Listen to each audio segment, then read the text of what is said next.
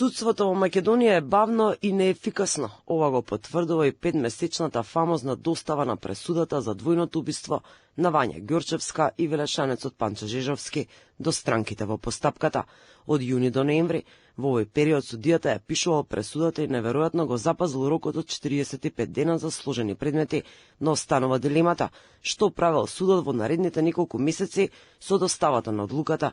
За сега нема официјално известување од судот колку време им требало на судиите да ја напишат и која е причината за задоцнетата достава. Поранешниот претседател на судскиот совет и актуелен апелационен судија од Битола Зоран Караџовски во телефонски разговор за Алфа вели дека за се постојат рокови што треба да се почитуваат и мора однапред да се предвидат и спречат сите проблеми со доставите на судските одлуки.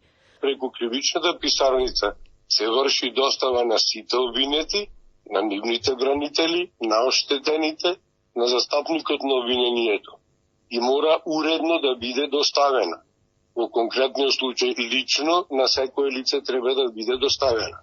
Согласно член 129, 130, 131 од Законот за кривичната постапка има јасно наведено во кој случај како се доставува пресудата. Затоа не можеме да претпоставиме во кој рок, вака без да ги знаеме сите факти, во кој рок е напишана пресудата.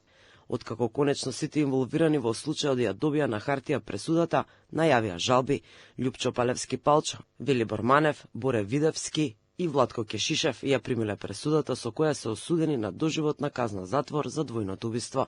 Пресудата е доставена до таткото на Вања, Александар Ѓурчевски, кој беше ослободен од вина поради недостигна докази. Дел од одбраната на осудените најави дека ќе го оспори доживотниот затвор. Според нив во пресудата постојат неправилности, пропусти и суштествени повреди на постапката. Заради тоа ќе бараат одржување јавна седница пред апелацискиот суд во Скопје, на која планираат да ги изложат своите докази.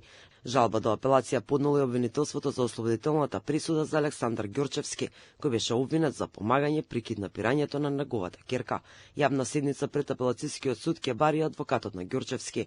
Тој најави дека ќе достави нови докази со кои ќе бара да се потврди ослободителната присуда за таткото на убиената 14-годишна Вања Ѓурчевска. Македонската јавност и регионот беа згрозени од убиството на малолетната Вања и велешанецот Панче, што се случи во ноември 2023. По неколку дена од нивното исчезнување, телата им беа пронајдени во близина на Скопје и Велес. На доживотен затвор осудени се четворица, бидејќи според обвинителството тие испланирале грабнување на 14-годишната Вања со цел да присила од член на незиното потесно семејство да даде пари за откуп.